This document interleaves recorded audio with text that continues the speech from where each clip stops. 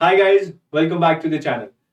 So recently IFSCA International Financial Services Center Authority ने 20 seats release की हैं for the post of assistant manager, and in this video I am almost going to do the impossible, that is to decode the syllabus given in the notification, because syllabus बहुत ही confusing है. I'm sure they could have done a better job. So guys out there who have made this notification, please be more professional in mentioning the syllabus. A lot of students now are struggling with the syllabus at this time. But anyways, now it's on to us how we decode that syllabus, how we interpret that syllabus and prepare accordingly. तो इस video में हम syllabus को decode करेंगे. मैं थोड़ा सा आपको आईएफएससी के बारे में बता देता हूँ, बहुत सारे लोगों को कंफ्यूजन है. देखिए, IFSC means international financial services centres. तो गवर्नमेंट ऑफ इंडिया ने कुछ international financial services centre establish करने का एक प्रण लिया था, so that know the way of doing business internationally becomes easy. There is only single regulator at that place and not multiple regulators. So एक ही regulator सब कुछ regulate करेगा. तो international financial centres, services centres हैं India में अभी एक ही है, जो जिसको कि हम गिफ्ट आईएफएससी के नाम से जानते हैं. तो गुजरात में एक गिफ्ट सिटी है, उस गिफ्ट सिटी के अंदर एक international financial services centre establish हो गया है, एक ही है अभी इंडिया में. So, though government wanted to establish more, but till now only one international financial services center has been established. और वो कहाँ establish हुआ है? वो गिफ्ट सिटी में हुआ है. कहाँ पे? गुजरात में. और इसको हम जानते हैं गिफ्ट सिटी के नाम से, गिफ्ट आईएफएससी के नाम से. ठीक है, तो गिफ्ट आईएफएससी क्या है? सबसे पहले गिफ्ट आईएफएससी वो आईएफएससी है that is established in the GIFT city. और आईएफएससी क्या है? International financial services centre. Government wants to set up more like this, but till now only one has been set. और इनको कौन regulate करता है? इनको रेगुलेट करता है IFSCA, international financial services centre authority. मतलब एक रेगुलेटरी बॉडी बना दी है, अथॉरिटी बना दी है by the name international financial services centre authority, जो इन फाइनेंशियल सेंटर्स को रेगुलेट करेगी. ठीक है, तो ये सारी कहानी है. IFSCA wants to recruit people, क्योंकि उनके ऊपर बहुत एक्सपेंशन होने के कारण they need more people to regulate that thing, to come out with more regulations and supervision. तो इस वीडियो में हम इसी जो एग्जाम है उसके सिलेबस को डिकोड करेंगे.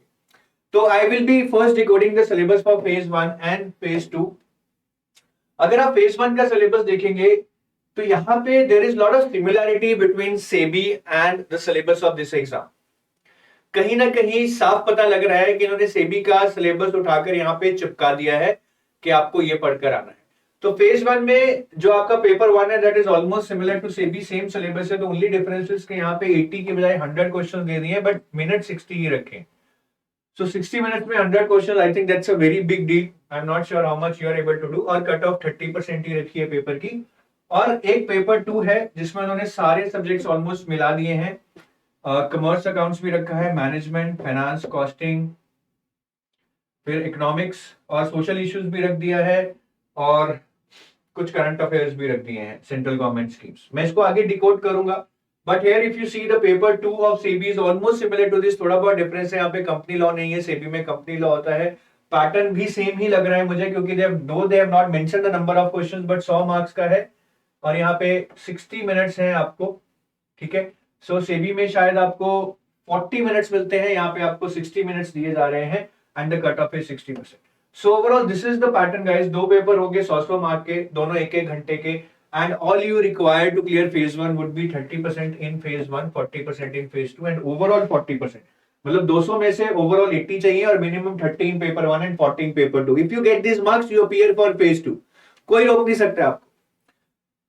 कोई रेशो में स्टूडेंट नहीं सिलेक्ट होंगे कि 20 सीट्स के लिए सिर्फ 100 ही सिलेक्ट करेंगे, नहीं. जो भी इस रेशो को क्रैक कर लेगा, 30%, 40% and overall 40%, they will appear for phase 2. तो काफी लीनियंट है, फेज 1 क्लियर करना आप कर सकते हैं. चलिए मेन चीज पे आते हैं, सिलेबस को डिकोड करते हैं. तो पेपर 1 का सिलेबस तो I think it doesn't need much decoding. हाँ, यहाँ पे एक वर्ड है फाइनेंशियल सेक्टर, कि general awareness in the financial sector. So many people are assuming कि सिर्फ फाइनेंस के ही करंट अफेयर्स पूछे जाएंगे. ऐसा नहीं है, because if you see the syllabus of SEBI there also they have mentioned general awareness related to financial sector, but question वो दुनिया जहान के पूछते हैं, स्पोर्ट्स इवेंट सब कुछ, तो सब कुछ ही करके जाना है।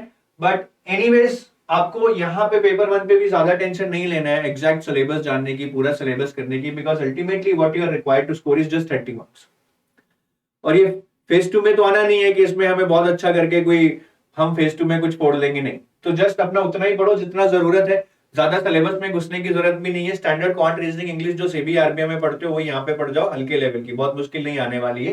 And for general awareness read everything for last 3 months, 3 महीने बहुत रहेंगे, ठीक है। अगर क्वांट रीजनिंग बहुत बुरा है then go for 5 months. So there is not much decoding required in paper 1। Now let me move on to paper 2। Paper 2 का जो मैंने सिलेबस डिकोड किया है according to me, one is economics and social issues, because here they have clearly mentioned economic and social development. तो social development लिख दिया है मैंने, थोड़ा स्टैंडर्ड टर्म लिख दिया what we use in RBI, economic and social issues, और they have also mentioned the topic sustainable development, poverty, inclusion and demographics. तो यही टॉपिक्स पढ़ जाओ। अगेन यहाँ पे मैं ये कहूंगा कि बहुत मत घुसो पेपर 2 का सिलेबस डिकोड करने में भी, because what is at stake, you just need to score 40% and this syllabus is not going to repeat in phase 2। SEBI में पेपर 2 फेज 1 और फेज 2 दोनों में सेम है, यहाँ पे नहीं है। यहाँ पे ये चीज सिर्फ आप फेज 1 में पढ़ेंगे, फेज 2 में ये बिल्कुल नहीं पूछी जाएगी। तो again do not just no irritate yourself with exact decoding of syllabus, that is not required. What is at stake is just 40% in paper 2 of phase 1 and you are through to phase 1. बहुत नहीं घुसना है। Economic and social issues आपका एक topic हो गया, नीचे भी कुछ टॉपिक हैं अगर आप देखेंगे, इंडियन इकोनॉमी, ये भी इकोनॉमिक की ही टॉपिक्स हैं, ग्लोबल इकोनॉमी, 5 ईयर प्लान्स, ये सब इकोनॉमी है। फिर कमर्स एंड अकाउंट्स उन्होंने सिर्फ मेंशन किया है, कमर्स एंड अकाउंट्स, कॉस्टिंग, ठीक है, यहाँ कॉस्टिंग मेंशन है, ये कॉस्टिंग आ गया आपका। फिर फाइनेंस, आपका फाइनेंस आ गया, यहाँ पे आप देखेंगे मैनेजमेंट आ गया। And then they mention central government initiative schemes in the financial sector, ये आ गया। और ये मेंशन है 50 क्वेश्चन इनटू 2 मार्क्स, मतलब 50 क्वेश्चन आएंगे 2 मार्क के, 100 मार्क के, 60 मिनट में आपको करने। सो ये ओवरऑल डिकोडिंग ऑफ सिलेबस। अगर मैं इसको और खोलूंगा, लेट्स ओपन इट आउट। तो इकोनॉमिक एंड सोशल इश्यूज में जैसा मैंने बोला था, इंडियन इकोनॉमी एक आपको करनी है ये वाली। अब Indian economy is very vast, if you start reading Ramesh Singh, that is also Indian economy full book by Ramesh Singh, पूरी बुक पढ़नी रहेगी आपको। But I would recommend go for inflation, monetary policy, fiscal policy, growth and development, that's it. ये 4 topic पढ़ लो। Global economy में go for balance of payment and international economic institution, that's it. ज्यादा क्यों नहीं पढ़ना है, repeating that, because this paper 2 syllabus is not going to getting repeated in phase 2। यहाँ पे सिर्फ 40% लेने हैं, यहाँ पे 80-90 मार्क लेके आप कुछ उखाड़ने वाले नहीं है, ठीक है। बाकी 5 ईयर प्लान्स कर लीजिए, sustainable development, poverty, inclusion, demographics, that's it, खत्म करो इकोनॉमिक्स। इससे ज्यादा एक चीज भी नहीं पढ़नी है हमें। Now moving on to commerce and accounts, there is no mention of syllabus, they have just written commerce and accounts. So I think the best bet we can have is, क्योंकि clearly उन्होंने सेबी का syllabus यहाँ पे चिपकाया है, तो हम सेबी का सिलेबस ही देखेंगे यहाँ पे। तो इसमें भी मैं बोलूंगा, if you are not from commerce background and you are finding it difficult, you are just starting, there is no need to cover the entire commerce and accounts, पूरा भी छोड़ दो चाहे। पर अगर कुछ पढ़ा हुआ है, you can redo it. I think go for recording transactions, ledger, general, debit, credit, which is not given in your syllabus. The first point is not in your syllabus, but anyways you have to do it. This is standard chapters in any book at the start. Go for trial balance, again standard chapter in any book, not given in the syllabus. उसके बाद point सी कर लीजिए, ये वाला मैंने same point लिखा है, cash flow, fund flow, financial statement analysis and ratio analysis, और पॉइंट एफ कर लीजिए, preparation of final company accounts, that's it. Accounting standard छोड़ दो, बोनस छोड़ दो, ईसॉप छोड़ दो, राइट्स इशू सब छोड़ दो, इतना कर लो बस, बहुत है। And if you are really weak, you don't have time, leave commerce and accounts all together. Costing में भी again they have not given any syllabus, तो हम सेबी का सिलेबस उठाएंगे, हम भी स्मार्ट वर्क करेंगे। So what needs to be done here, I think unit 1 and 2 can be done pretty, क्योंकि बेसिक्स हैं। यूनिट 4 कर लीजिए, this is easiest of all, ठीक है। और unit 3 which is the most difficult, marginal standard and budgetary control, यहाँ पे I would say read the basic numericals because these are all numerical oriented chapter. अगर छोड़ना है तो छोड़ भी सकते हैं, again by the same logic that this syllabus is not going to get repeated in phase 2, so why to spend lot of time here, instead prepare for phase 2 by spending time there। उस पे मैं आऊंगा अभी। Management सारा पढ़ना पड़ेगा, I think this can be the most scoring, इसमें से 7-8 क्वेश्चन आएंगे, तो you should be scoring at least 10 marks out there, that's very very important. So जितने भी ये टॉपिक है, management, leadership, HRD, motivation, communication, you need to do it all. Management में और भी काफी टॉपिक्स आ सकते हैं, personality, perception, conflict and all, but I would say just go by these topics again because there is nothing big at stake for you. Finance में again we will go by the SEBI syllabus, पढ़ लीजिए सारा, basic basic सारे chapters important हैं, ठीक है, थोड़ा थोड़ा टाइम लगा के। Again it all depends upon you, अगर आपके पास टाइम कम है तो फर्दर फिल्टर कर सकते हैं। I am not asking you to read everything, you need just need to use your brain. और करंट इवेंट्स में they mention central government schemes और initiatives in the financial sector. और financial sector की बात करें तो काफी है, स्टैंड अप इंडिया है, प्रधानमंत्री Jeevan Bima Yojana, Atal Atal pension Yojana, all these are in the financial sector. Pension से रिलेटेड, बैंकिंग से रिलेटेड, इंश्योरेंस से related, all these are in the financial sector. ये सारी स्कीम्स हमें पढ़नी रहेंगी। बाकी current events of national and international importance, I think यहाँ पे आपको थोड़ा अगेन फाइनेंस और इकोनॉमिक्स के करंट अफेयर्स करने रहेंगे। यहाँ पे आई डोंट थिंक कि वो आपको स्पोर्ट्स अवार्ड्स, इवेंट्स, ऑब्ituaries वगैरह पूछेंगे because this is a technical paper. और इकोनॉमिक सर्वे और बजट जरूर कर जाएगा। सो this is about paper 2 phase 1। I am repeating it, what you need to do is just score 40% here. This is at stake, that's it, nothing else. यहाँ पे 70-80% लाने से you are not getting any benefit because ये syllabus पूरा का पूरा phase 2 में नहीं आ रहा। Now let's move to phase 2 now, which is the critical factor. यहाँ पे भी you have two papers, paper 1 descriptive English, paper 2 technical paper. Paper 1 descriptive English has a 1/3 weightage and this is a 2/3 weightage, again on the lines of SEBI. तो paper 1 में I think यहाँ पे कुछ ज्यादा सोचने की जरूरत नहीं है, but this is very critical. अगर मैं सही मायने में देखूं, if you would have prepared for SEBI to some extent, आपके लिए सिर्फ बस आपको इंग्लिश की प्रैक्टिस करनी है। और ये 3-4 टॉपिक जो नीचे है, पप्पू से टॉपिक है ये सारे, I am not able to make it, बस में से पूछेंगे भी क्या, this can be done easily just with I would say 20 days study. अगर आपने सेबी की प्रिपरेशन नहीं भी की है तब भी आई वुड से आप 15-20 दिन, 25 दिन वो पढ़िए और बाकी के टाइम इसी पे लगाइए, ठीक है। बहुत इजी है, ज्यादा सिलेबस नहीं है। I think it's a God send opportunity at least for those जो सेबी आरबीआई की प्रेप कर रहे हैं और इस एग्जाम में कूदने के लिए तैयार हैं। The biggest confusion can be कि मैं एग्जाम दूं या ना दूं, बिकॉज इसकी प्रेपरेशन करेंगे तो कहीं ना कहीं दूसरे एग्जाम की प्रेपरेशन इंपैक्ट होगी। दैट्स योर डिसीजन, ठीक है। और सीट्स भी अच्छी खासी है, 5-6-7 होती तो शायद मन होता कि नहीं देंगे, but they have given you 20 seats. चलिए, तो हम पेपर 2 का सिलेबस डिकोड करते हैं। यहाँ पे पेपर 1 का तो वी ऑल नो, प्रेसी, ऐसे comprehension. If I decode the paper 2 syllabus, so again they have mentioned it very randomly here. One is IFSC Act, Union Budget and Economic Survey, Capital Market and Bullion. Bullion is not a separate topic in itself. You can just combine it with capital market.